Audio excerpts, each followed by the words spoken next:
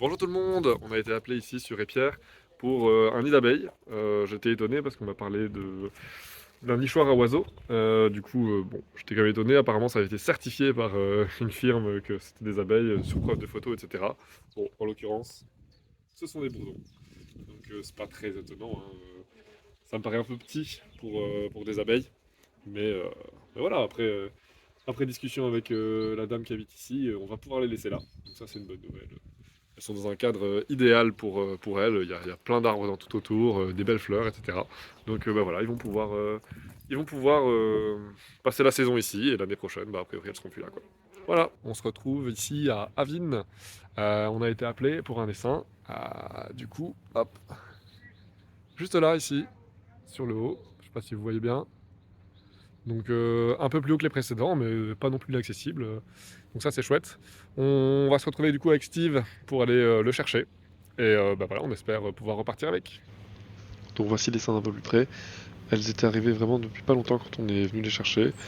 Placées dans un cerisier, là, juste nous attendre. C'était très beau à voir. Donc pour récupérer les seins ici, on avait malheureusement oublié notre cloche en paille. Du coup, bon, bah, un seau, un simple seau fera l'affaire. Avec la main, Steve vient récupérer des grosses grappes d'abeilles. Et vous voyez à chaque fois le seau descend à chaque fois qu'il y a quelques milliers d'abeilles qui tombent dedans. Donc malheureusement, je ne vais pas pouvoir vous montrer le contenu du seau, mais vraiment c'était vraiment conséquent. Sur la vidéo, on voit qu'il y a de plus en plus d'abeilles qui volent, forcément, on les a dérangées, mais dans l'ensemble, elles sont plutôt bien installées. Voilà, donc ça tourne encore un peu. On va les laisser tranquilles, mais juste pour vous donner un petit exemple, voilà actuellement où ça en est. Donc vous voyez que c'était un magnifique essaim. Hop.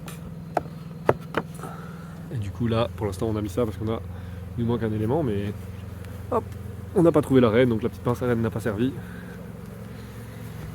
Hop, ça je vais laisser. Et voilà.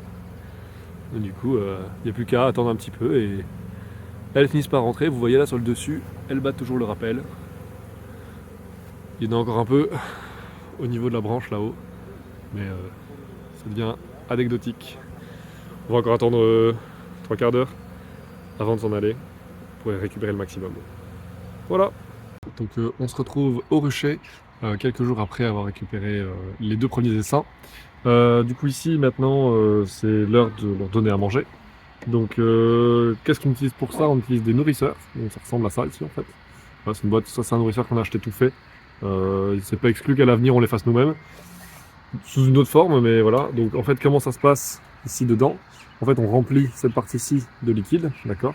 En fait les abeilles par en dessous ici, elles savent hop, grimper et redescendre de l'autre côté. Et forcément, comme ici, là, en fait, il y a des tout petits trous, je sais pas si vous voyez, voilà, il y a des petits trous qui laissent passer le liquide, et du coup, le liquide reste à l'intérieur. Et au fur et à mesure qu'elles le boivent, hop, ça descend petit à petit. Voilà. Donc, j'en ai 2 comme ça. C'est justement prêt pour nourrir les 2 essaims qu'on a récupérés. Donc, on est au soir, au bordure du soir, il est plus ou moins 20h. D'habitude, j'aurais pas ouvert les ruches à cette heure-ci, mais comme la dernière fois quand on les avait visitées, j'avais déjà tout installé, prévu pour. Bah du coup voilà, donc pas de problème.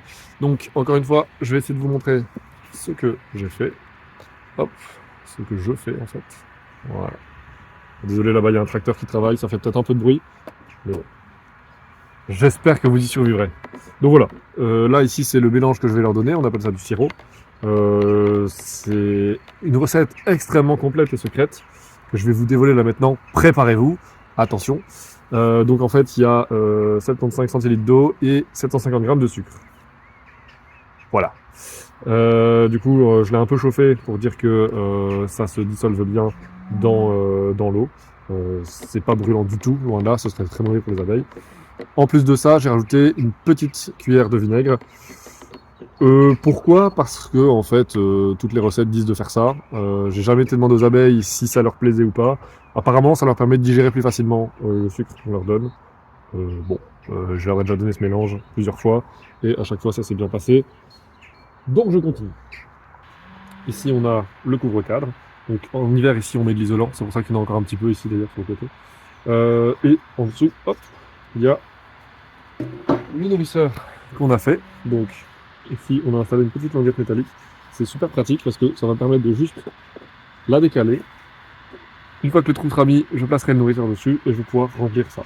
Ok. Donc là ici, je vais ouvrir, vous allez voir, on va voir les abeilles en dessous. Si j'y arrive en fait, parce qu'elles vont peut-être proposer. Voilà. Hop.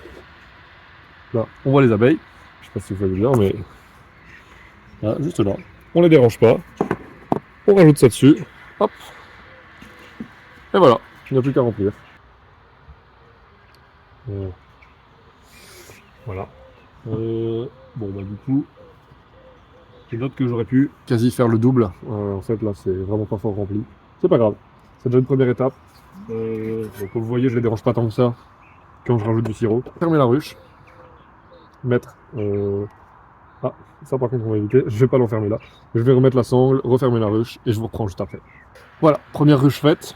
Donc comme je vous ai dit, j'ai pas remis le couvre-cadre. Globalement, ça sert à rien. Je vais vous montrer un petit peu quand même à quoi ça ressemble là-dedans, parce que quand même c'est toujours assez impressionnant de voir la vitesse à laquelle elles construisent. Donc je sais même pas si on va voir ce qu'elles auront construit d'ici là. Mais hop. Voilà. Donc là, ici, je sais pas si vous voyez, mais juste ici, là, on commence tout doucement à voir la cire blanche qu'elles sont occupées de produire. Là, juste là, on le voit juste là. Voilà. Donc en fait, voilà, là, elles sont vraiment dans une phase de construction frénétique pour permettre à la reine de pondre au plus vite. Et donc si on regarde ici, la petite planche de contrôle, si j'arrive à l'ouvrir, ah non, c'est un petit peu trop humide. Ah non, voilà, si j'y arrive. Hop, vous voyez. Donc en fait, on voit vraiment la zone où elle travaille. Donc c'est vraiment cette zone-ci. Donc évidemment, il faut toujours considérer que ça fonctionne en profondeur. Hein. Donc voilà, donc là ici, on voit qu'il y a une petite, malheureusement, petite abeille qui s'est glissée et qui a fini morte. Mais bon, vu la quantité d'abeilles qu'il y a, c'est pas très grave. Mais du coup, voilà, ici, là, on a une bonne première idée de où est-ce qu'elles en sont au niveau de leur construction. Voilà, du coup, le couvre-cadre est ouvert. Donc là, vous voyez que c'est un nourrisseur que j'avais fait un petit peu en 6-4-2 pour dire de pouvoir les nourrir. Donc là, pareil, une fois que j'enlève ce bloc, les abeilles sont dessous. Donc pareil, je vous montre. Voilà. Les abeilles sont dessous, on les dérange pas. Hop, et vous voyez que ici, le trou correspond juste par rapport au nourrisseur. Donc ça, c'est l'idéal. Et hop, hop. Voilà. Il n'y a plus qu'à verser le mélange.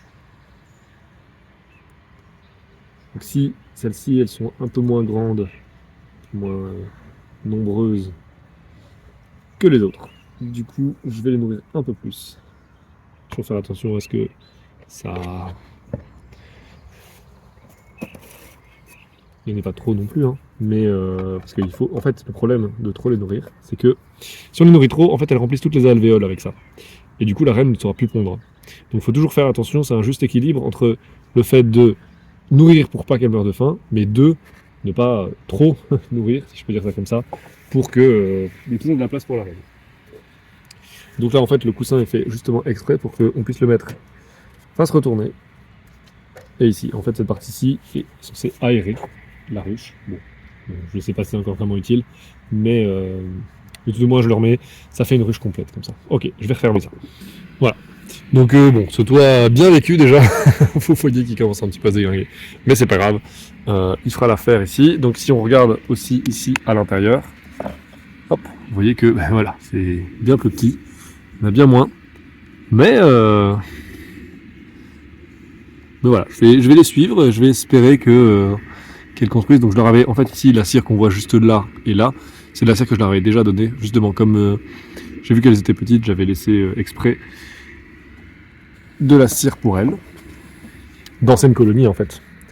Et du coup, si on compare à une ruche un peu plus active, voilà un peu ce que ça va donner dans quelques semaines, je l'espère. Voilà. Hop.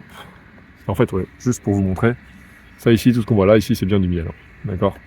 Donc ça bosse bien. Ici d'ailleurs, on voit du couvain. Du couvain, donc des bébés abeilles. Je regarde, c'est pas des cellules royales, non, c'est des cellules de mâles. Donc elles sont un peu plus grosses, elles sont un petit peu plus boursouflées, toute cette partie-ci. Ce sont des cellules de mâles. Voilà, donc semaine bien active ici, début mai. Donc bon, je refais ça, hop. Voilà.